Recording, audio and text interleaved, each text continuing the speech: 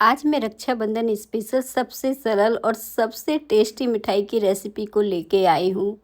तो इस मिठाई को आप झटपट से बिना गैस जलाए घर पे बना के तैयार करेंगे। यकीन मानिए ये बहुत ही टेस्टी बन के तैयार हुई थी।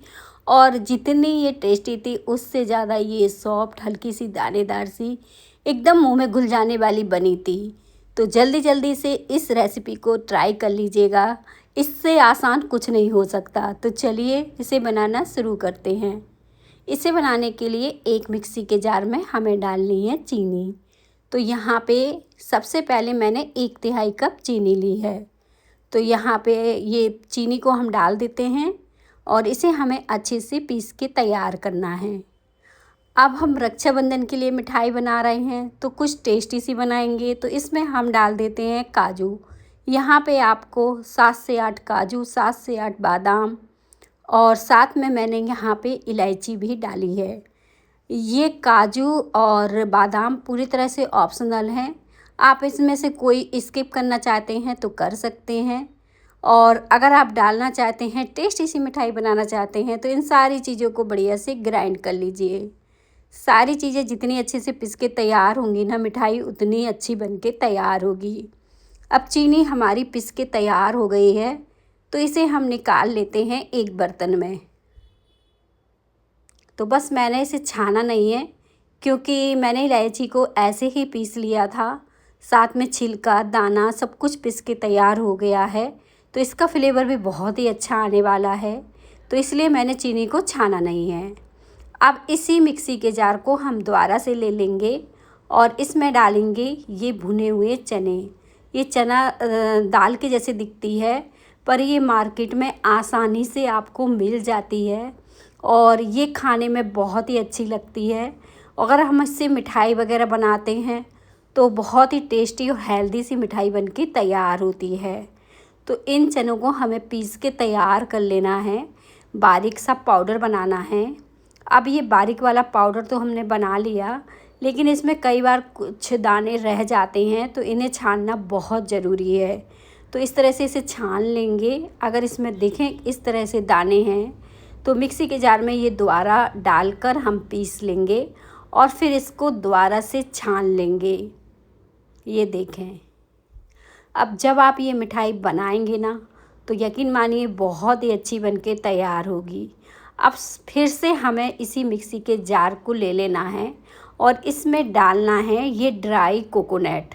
आप गोला वाला नारियल को भी पीस कर डाल सकते हैं या फिर मेरे जैसे ड्राई कोकोनट को इस तरह से अच्छे से महीन करके डाल सकते हैं। तो इसे मैंने बहुत ही अच्छे से महीन कर लिया है।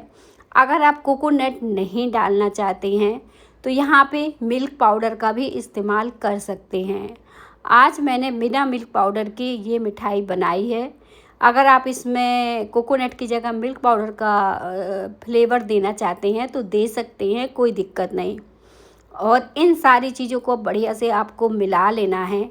ये सारी चीज़ें जितनी अच्छे से मिल जाएंगी, मिठाई उतनी अच्छी आपकी बन के तैयार होगी।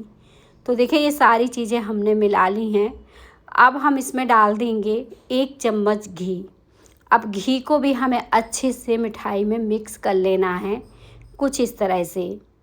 और जब ये अच्छे से मिक्स हो जाएगा तब हम यहाँ पे दूध का इस्तेमाल करेंगे। और दूध इसमें बहुत कम ही लगता है, सिर्फ 1/4 कप दूध में ये मिठाई बन के तैयार हो जाएगी। अभी मैंने दूध ये लिया है और थोड़ा थोड़ा करके मैं इसे डाल रही हूँ क्योंकि इसमें चीनी है तो ये बहुत जल्दी गीला हो सकता है। तो बस थोड़ा थोड़ा करके ये दूध डालते जाइएगा और बढ़िया से इसका डो लगाकर तैयार कर लीजिएगा। अब इसे हमने अच्छे से गूंद के तैयार कर लेना है। बहुत ज़्यादा सॉफ्ट नहीं रखेंगे, हल्का सा टाइट डो बना के तैयार करेंगे।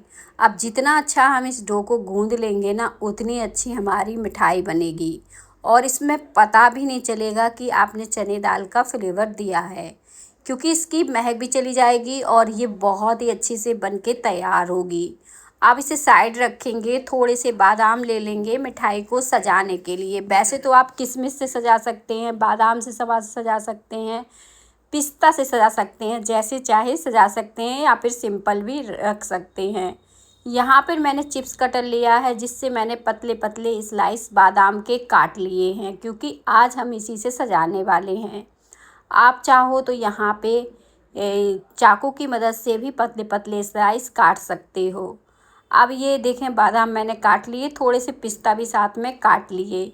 अब हमारा जो डो था, इसे भी हम अच्छे से एक बार फिर से गूँध लेंगे, और गूँधने के बाद इसकी हमें बहुत छोटी छोटी सी लोइयाँ बना के तैयार करनी है। अगर आप इस मिठाई से रोल बनाना चाहते हैं तो इसे रोल करके फ्रिज में रख के सेट करके कट कर सकते हो। मैं रोल नहीं बना रही हूँ, बिल्कुल नए अंदाज की ये मिठाई बना रही हूँ कि मैं रक्षाबंधन के लिए बना रही थी, तो मैंने थोड़ा सा इसको सजा के बनाया है और देखने में बहुत ही अच्छी लग रही थी। जब मैंने इसे प्लेट में सजाया ना, तो इस मिठाई ने 4 चाँद लगा दिए। सच में बहुत ही टेस्टी सी मिठाई ये बन के तैयार हुई।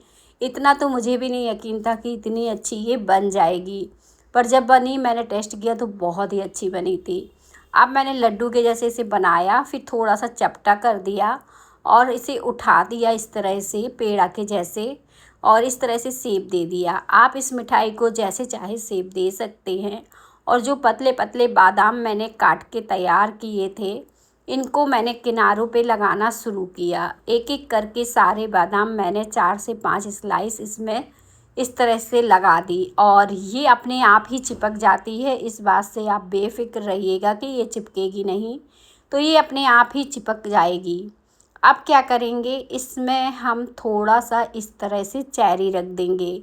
अगर आपके पास चेरी नहीं है तो कोई बात नहीं, यहाँ पे आप किशमिश भी रख सकते हैं, या फिर आप पिस्ता से बारीक काट के पिस्ता भी ऊपर से रख सकते हैं।